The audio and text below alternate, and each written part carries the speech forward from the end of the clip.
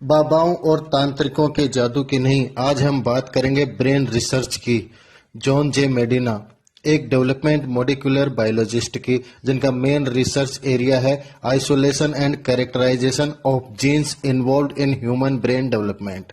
John Medina ने अपना maximum professional career mental health को समझने में लगाया है और इसके बाद ही उन्होंने ब्रेन के बारे में 12 रूल्स लिखे अपनी बुक ब्रेन रूल्स में। और आज हम इसी बुक से ब्रेन रूल्स सीखेंगे और ऐसे मेथड सीखेंगे जिससे ब्रेन की परफॉर्मेंस 34% तक इंक्रीज की जा सकती है। So let's start with these amazingly research brain rules. तो सबसे पहला ब्रेन रूल आता है exercise boost brain power. Author 2 लोगों से मिला, जिम और फ्रैंक। इन दोनों की एज मिड 80s में थी। जिम व्हील चेयर में अपना टाइम गुजारते थे, बिना बात के रोने लगते थे, दीवारों को घूरते रहते थे, बहुत कुछ भूल जाते थे। इन शॉर्ट बस अपने मरने का इंतजार कर रहे थे। लेकिन फ्रैंक इसके बिल्कुल अपोजिट थे। वो 80 के होने के बावजूद 80 के नहीं लगते थे, बहुत एक्टिव थे और अपनी लाइफ एंजॉय कर रहे थे। अब ऑब्वियसली फ्रेंच एक्सरसाइज करते थे, लेकिन रिसर्चर्स ये जानना चाहते थे कि क्या एक्चुअल में एक्सरसाइज की वजह से ही इनकी मेमोरी बेटर थी और कम बीमारियां थी या कोई और रीजन था। सवाल ये था कि क्या ये सिर्फ एक ह्यूमन ऑब्जर्वेशन थी जिसमें गलतियां हो सकती हैं, या फिर एक्सपेरिमेंट से इसे प्रूव किया जा सकता था।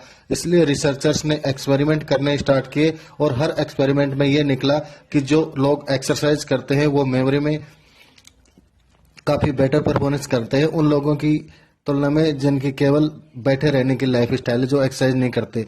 जॉन ये बोलते हैं कि हमारा ब्रेन बनाया गया था एक ऐसी बॉडी के साथ जो हजारों साल पहले 12 मील पर डे चलती थी और इसीलिए हमारा ब्रेन ज्यादा बेटरली परफॉर्मेंस कर सकता है जब हम एरोबिक एक्सरसाइज करते हैं, यानी जिसमें हमारा हार्ट रेट इंक्रीज होता है। ये इसलिए होता है क्योंकि एक्सरसाइज से ब्रेन में ब्लड पहुंचता है, जिससे ब्रेन को एनर्जी और ग्लूकोज मिलता है, जो ब्रेन से जहरीली इलेक्ट्रॉन्स को निकालता है। इस पूरे कॉन्सेप्ट पर एक बुक भी लिखी जा चुकी है जिसका नाम है Spark, the revolutionary new science of exercise and the brain.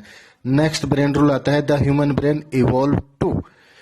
ये रूल कहता है कि ह्यूमंस को मिलियन साल लगे ये अमेजिंग ब्रेन पाने में। पहले हमारे पास सिर्फ लिजर्ड ब्रेन था, यानी एक छिपकली वाला ब्रेन जो सिर्फ बॉडी के बेसिक फंक्शंस को एक्टिवेट करने के लिए काम में लेते थे, जैसे कि ब्रीदिंग, हार्ट रेट, सोना, जागना आदि।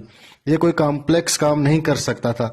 लेकिन फिर इसमें कुछ और ऐड हुआ, एमिगडला, और हमें एक कैट ब्रेन मिला, जिसकी वजह से हम नई चीजों के बारे में कैपेबल हुए। जैसे कि हम शिकार को देखकर उसे मार सकते थे, शिकारी को देखकर भाग सकते थे और रिप्रोड्यूस कर सकते थे। और फाइनली बहुत सालों के बाद इसमें ऐड हुआ कोर्टेक्स, जो कि ब्रेन के इंटरनल पावर्स के साथ डीप कम्युनिकेशन कर सकता था, जिसकी वजह से हमें बोलने की स्किल्स, मेमोरी और प्रोसेसिंग पावर मिली। और ये सब इम्प्रूवमेंट जब हुई जब ह्यूमंस सवाना में आए और जब हमने 4 टांगों की बजाय 2 टांगों पर चलना सीखा, जिसकी वजह से हमारी बॉडी को कम एनर्जी की जरूरत पड़ती थी और वो सारी एक्स्ट्रा एनर्जी ब्रेन को डेवलप करने में यूज होती थी, जिसकी बदौलत हमें ये अमेजिंग कॉम्प्लेक्स ब्रेन मिला। नेक्स्ट ब्रेन रूल आता है every brain is wired differently. Michael Jordan, जो कि वर्ल्ड के एक बेस्ट बास्केटबॉल प्लेयर है, उन्होंने 1994 में बास्केटबॉल छोड़कर बेसबॉल ज्वाइन कर ली और जॉर्डन को एक के बाद एक हार का सामना करना पड़ा। उनसे आउटफील्ड में 11 गलतियां हुई और उस सीजन में सबसे कम स्कोर किया। कई लोगों को यह समझ नहीं आ रहा था कि ऐसा क्यों, क्योंकि बेसबॉल और बास्केटबॉल में काफी स्किल्स मैच करती है। रिसर्चर्स कहते हैं कि ये इसलिए हुआ क्योंकि जो भी चीज हम अपनी बॉडी के साथ करते हैं, फिजिकली करते हैं, उसके अकॉर्डिंग हमारे ब्रेन की वायरिंग चेंज होती है। इसलिए अगर 2 लोगों के साथ एग्जैक्टली अगर सेम इंसिडेंट भी होते हैं तो भी उनके ब्रेन सेम जगह पर सेम तरीके से सेम इंफॉर्मेशन स्टोर नहीं करते हैं। नेक्स्ट रूल आता है we don't pay attention to boarding rules. बहुत ही अमेजिंग रिसर्च में ये पता चला कि एक टाइम पर एक आदमी एक ही चीज पर फोकस कर सकता है। मल्टीटास्किंग के लिए हम बने ही नहीं हैं, जिसका मतलब यह है कि हमारे जो सेंसेज है, किसी चीज को देखते रहे तो with in a few seconds उनमें से हम मैक्सिमम चीजों का डेटा भूल जाते हैं, ताकि हमारा ब्रेन एक ही चीज पर फोकस कर सके। रिसर्चर्स कहते हैं कि अगर हम किसी भी चीज पर अटेंशन बनाना चाहते हैं तो हम इमोशनली अराउज्ड होने चाहिए। इसलिए हमें टीवी पर दिखाई जाने वाली एडवर्टाइजमेंट्स में इमोशनल ज्यादा होती हैं ताकि वो हमें याद रहे। नेक्स्ट रूल आता है रिपीट टू रिमेंबर। अगर आपको मेमोरी की प्रॉब्लम है तो इस ब्रेन रूल को सुनो, हम अपने रिमेंबरिंग स्किल इंप्रूव कर सकते हैं अगर उस इंफॉर्मेशन को हम उस एनवायरनमेंट में रिकॉल कर सकते हैं जिस एनवायरनमेंट में हमने उसे लर्न किया था। यानी एग्जाम हॉल में यदि एग्जाम देना है तो हमें कोशिश करनी चाहिए कि जब भी हम पढ़ाई करें तो हमारा रूम बिल्कुल एग्जाम रूम की तरह हो ताकि हम उस इंफॉर्मेशन को रिकॉल कर सके। Next rule remember to repeat. ये ब्रेन रूल कहता है कि मैक्सिमम इंफॉर्मेशन हम पहले कुछ मिनट्स में ही भूल जाते हैं। Long term memories hippo campus और कोर्टेक्स की कम्युनिकेशन के दौरान होती है। यदि हमें लॉन्ग टर्म तक चीजें याद रखनी है तो हमें उसी इंफॉर्मेशन से रिलेटेड और चीजें याद करनी चाहिए और साथ में हमें इन इंफॉर्मेशन को इक्वल टाइम के बाद रिवाइज करते रहना चाहिए। नेक्स्ट ब्रेन रूल आता है स्लीप वेल थिंक वेल। आपका तो पता नहीं लेकिन मुझे ये मिसकंसेप्शन था कि सोना एक बहुत अच्छा टाइम वेस्ट है। जितना ज्यादा नंबर ऑफ आवर्स मैं स्टडी को दूंगा उतना ज्यादा मैं अचीव कर पाऊंगा और मैं बहुत कोशिश भी करता था कि मैं कम से कम सोया करूं, इसलिए मैं हमेशा थका सा और आलस में रहता था। लेकिन ऑब्वियसली साइंस ये प्रूव कर चुकी है कि हम जितनी कम स्लीप लेंगे उतने ज्यादा नेगेटिव कंसिक्वेंसेस हमारे साथ होंगे। कम स्लीप से हमारी अटेंशन कम हो जाती है, हमारी मेमोरी पर नेगेटिव इफेक्ट पड़ता है और हमारा मूड खराब हो जाता है। Even logical thinking negatively impact होती है और साथ में हमें बॉडी मूवमेंट से रिलेटेड बीमारियां भी हो सकती है। एक स्टडी में ये शो किया गया कि नासा के पायलट अगर 26 मिनट की छोटी सी नैप भी ले लेते हैं तो उनकी परफॉर्मेंस 34% तक इंप्रूव की जा सकती है। और इसलिए है क्योंकि हमारे ब्रेन के न्यूरॉन्स बहुत ही रिदमिक वे में एक्टिविटी शो करते हैं। इन शॉर्ट जो कि पूरे दिन में जो हमने लर्न किया है वो सोते टाइम वो उसे रिप्ले करते हैं। इसलिए दिमाग तेज करने का ये एक बहुत ही अच्छा तरीका है कि हम एक छोटा सा नैप ले लें। Next rule stressed brain don't learn the same thing.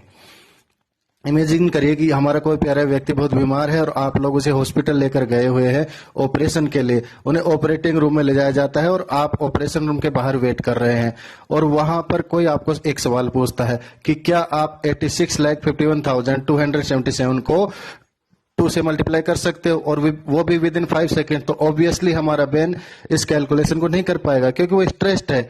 और ब्रेन रूल भी यही कहता है कि जनरली स्ट्रेस में ब्रेन परफॉर्मेंस डिक्रीज हो जाती है। क्योंकि ये इसलिए क्योंकि हमारा ब्रेन स्ट्रेस के टाइम में एड्रेनलिन और कोर्टिसोल रिलीज करता है जो कि हमारी बॉडी को अटेंटिव कर देती है। लेकिन थोड़े समय के बाद हमारा जो स्ट्रेस है वो एड्रेनलिन रिलीज करता है जिससे हार्ट अटैक या स्ट्रोक तक आ सकता है। इसलिए स्कूल में भी कम से कम स्ट्रेस एनवायरनमेंट होना चाहिए। Next rule stimulate more of the senses. ये रूल कहता है कि हमारे जितने ज्यादा सेंसेस किसी काम में इन्वॉल्व होंगे हमें उतना ही ज्यादा याद रहेगा।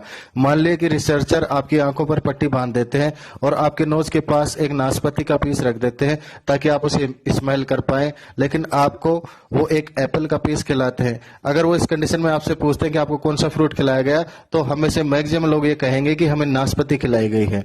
ऐसा इसलिए है क्योंकि हमने नाशपाती को स्मेल किया था, यानी एक सेंस ज्यादा यूज किया गया। इसी तरह से जब हम स्टडी करते हैं रूम में एक पर्टिकुलर परफ्यूम या एयर फ्रेशनर यूज करते हैं तो जब भी हम उस परफ्यूम को किसी और जगह पर सूंघेंगे तो हमें अपने स्टडी रूम की याद आएगी और हो सकता है हमें स्टडी करने का मन भी कर जाए। Next rule vision Trump all other senses. ये ब्रेन रूल कहता है कि हमारी सबसे डोमिनेट सेंस विजन है क्योंकि विजन हमारे ब्रेन की 50% रिसोर्सेज यूज करता है। यानी हमें सबसे ज्यादा मेमोराइज तब होता है जब हम पिक्चर्स को या वीडियोस को देखते हैं, ना कि रिटन और स्पोकन वर्ड्स को। इसे प्रूव करने के लिए आप एक एक्सपेरिमेंट कर सकते हैं। आप एक बेबी की टांग में एक रिबन बांध लीजिए और उस रिबन को एक बैल के साथ बांध दीजिए। थोड़े टाइम के बाद बेबी को पता चल जाएगा कि जब भी वो टांग हिलाती है तो वो बैल मूव करती है जिससे एक अच्छी आवाज आती है। थोड़े टाइम के बाद आप उस रिबन को काट दो। हर बार बेबी किक मारेगी। अब जब हर बार की बेबी किक मारेगी तो बैल की आवाज नहीं आएगी और वो शायद थोड़ी और जोर की किक मारे। थोड़ी देर के बाद वो बैल को घूरने लग जाएगी।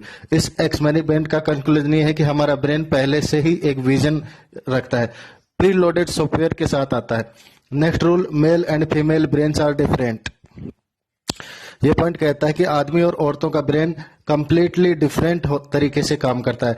यानी कि जब मैन और वीमेन दोनों को बहुत ज्यादा स्ट्रेस लेवल में रखा जाता है तो वीमेन ब्रेन का लेफ्ट हेमिस्फीयर एमिग्डाला एक्टिवेट होता है और उन्हें ज्यादातर इमोशनल डिटेल्स याद आती है। लेकिन मैन यानी कि आदमी का राइट एमिगला एक्टिवेट होता है और उसे जस्ट यानी किसी बात का कंक्लूजन याद आता है। और ये इसलिए है क्योंकि वुमेन जेनेटिकली कॉम्प्लेक्स है, क्योंकि उनके सेल में एक्टिव एक्स क्रोमोसोम अपनी मदर और फादर दोनों से आया, लेकिन आदमियों का एक्स क्रोमोसोम सब अपनी माताजी से आया हुआ है और वाई क्रोमोसोम में 100 से भी कम जीन्स होते हैं।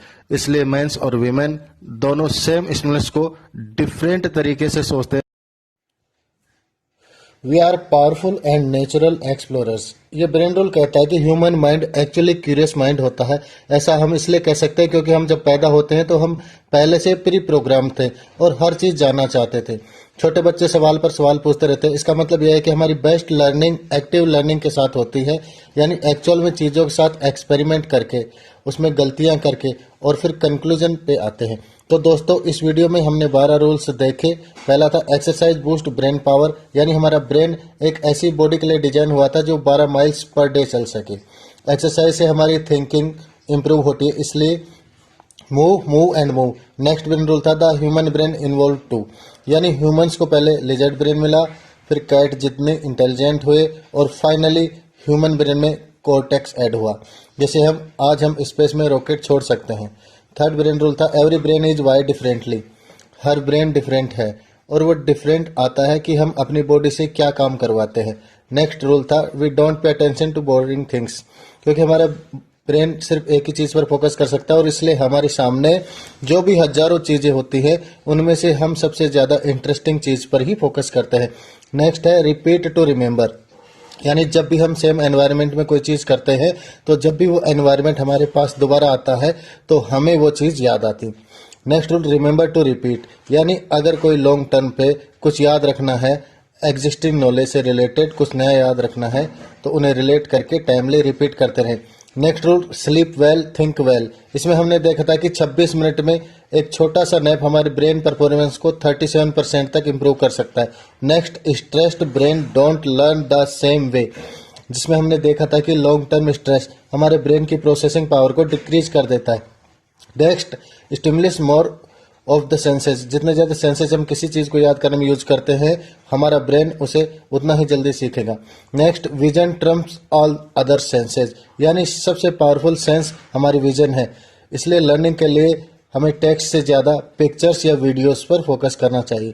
नेक्स्ट हमने देखा था male and female brains are different. Strengths में मेल ब्रेन किसी चीज़ के क्रक्स यानी उसके निचोड़ के बारे में सोचता है, जबकि फीमेल ब्रेन उसी चीज़ की डिटेल्स में जाती है। नेक्स्ट रूल था we are powerful and natural explorers, हम बचपन से ही ब्रेन में ऐसे सॉफ्टवेयर के साथ प्रोग्राम्ड हुए हैं कि हम नई नई चीज़ें ऑटोमेटिकली सीखना चाहते हैं।